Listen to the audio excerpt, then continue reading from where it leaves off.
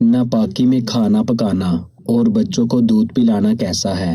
محترم ناظرین، اللہ پاک نے ہم انسانوں کو جبلت کے اعتبار سے کمزور پیدا فرمایا اور ان کمزوریوں اور مجبوریوں کے پیچھے نیک اور اچھے اعمال پر جنت کا وعدہ فرمایا ہے۔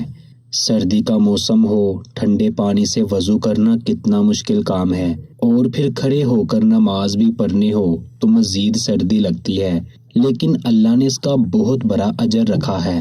محترم ناظرین، ایک سوال پوچھا گیا ہے کہ ناپاکی کی حالت میں اللہ کا نام لینا یعنی ذکر و اذکار کرنا، درود پاک کا ورد کرنا یا پھر اذان کا جواب دینا کیسا ہے، جائز ہے یا نہیں؟ یہاں پر ایک اور سوال پیدا ہوتا ہے کہ ناپاکی سے مراد کون سی ناپاکی ہے؟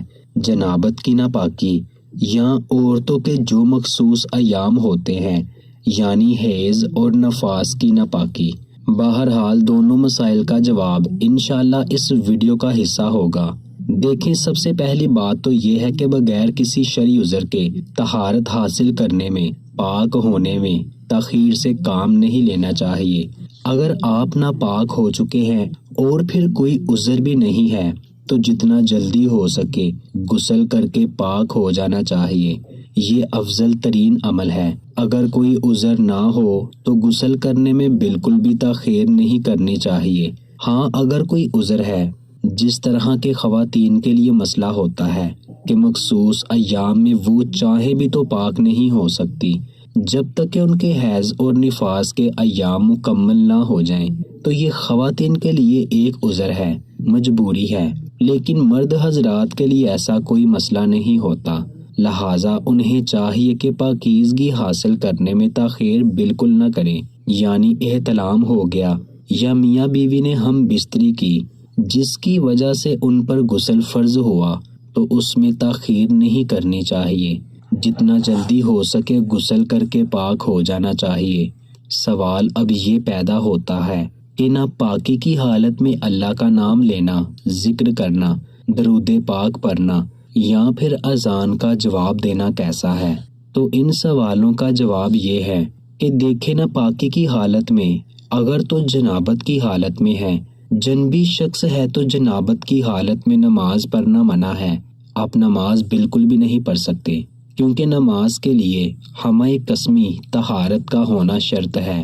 اسی طرح قرآن کریم کی تلاوت بھی نہیں کر سکتے، اب چاہے وہ تلاوت دیکھ کر ہو یا بن دیکھے ہو، اور قرآن کریم کا چھونا بھی جائز نہیں ہے، خواہ وہ ایک ہی آیت کسی کاغذ پر لکھی ہوئی، کسی کاغذ پر لکھی ہوئی بھی کیوں نہ ہو، تو اس کا چھونا بھی قطعاً جائز نہیں ہے۔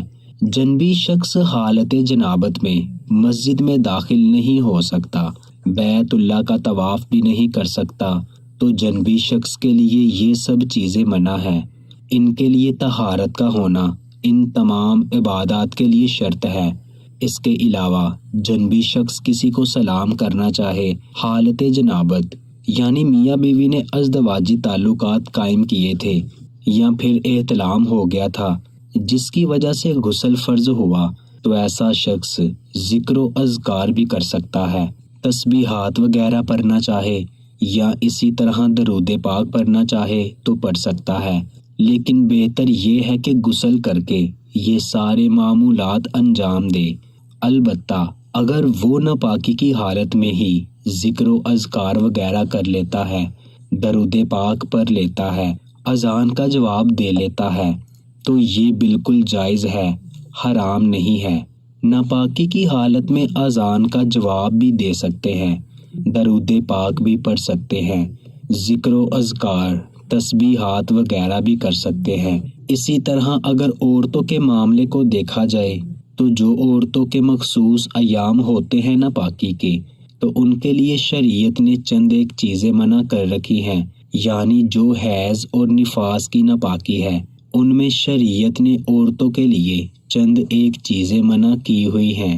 عورت کی حیض اور نفاس کی جو ناپاکی کی حالت ہے، اس میں عورت روزہ نہیں رکھ سکتی، روزہ رکھنا منع ہے، وہ روزے کو قضا کر سکتی ہے، نماز نہیں پڑھ سکتی، کیونکہ نماز کے لیے طہارت شرط ہے۔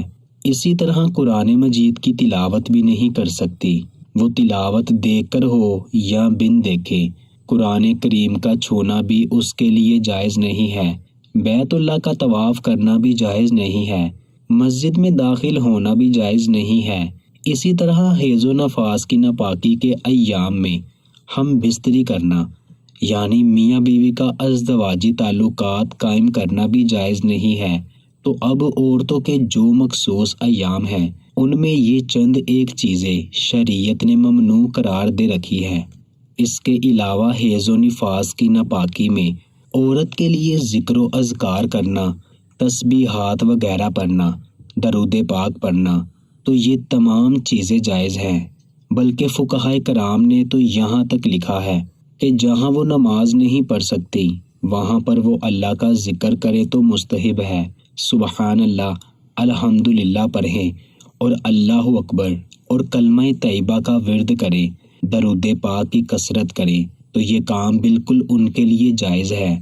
اسی طرح بعض اوقات یہ بھی پوچھا جاتا ہے کہ ناپاکی کی حالت میں ماں اپنے بچے کو دودھ پلا سکتی ہے، کیا اس کا دودھ پلانا جائز ہے یا نہیں؟ تو دیکھیں، اب ناپاکی کی حالت میں عورت کا اپنے بچے کو دودھ پلانا چاہیے، وہ جنابت کی ناپاکی ہی کیوں نہ ہو، بالکل جائز ہے۔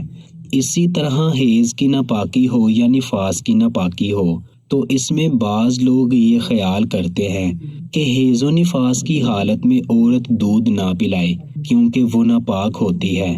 تو محترم ناظرین، ایسا کچھ بھی نہیں ہے۔ یہ باتیں کہ حیض و نفاس یا جنابت کی حالت میں دودھ نہ پلانا اہل کتاب میں مشہور تھی اور وہ ان پر عمل بھی کرتے تھے، کیونکہ اگر ان کے ہاں کوئی عورت حیض و نفاس کی حالت میں ہوتی تو وہ اس کو الگ کر دیتے، اس کے برتن، اس کا کھانا پینا وغیرہ سب علیحدہ کر دیتے، حتیٰ کہ وہ یہ خیال کرتے کہ جس چیز کو یہ عورت چھوئے گی وہ چیز بھی ناپاک ہو جائے گی، لیکن اسلام میں اس چیز کا سرے سے کوئی وجود ہی نہیں ہے، تو لہٰذا عورت اپنے بچے کو ناپاکی کی حالت میں دودھ بھی پلا سکتی ہے۔ جنابت کی حالت میں کوئی چیز کھانا چاہے تو بہتر ہے وضو کر لے۔ حوالہ کتاب سنن ابی داؤد، بخاری و مسلم۔ غسل جنابت بھی کر لے درست ہے، البتہ نماز کا وقت ہو تو دیر نہیں کرنی چاہیے اور غسل کر کے ٹھیک وقت پر نماز ادا کرنی چاہیے۔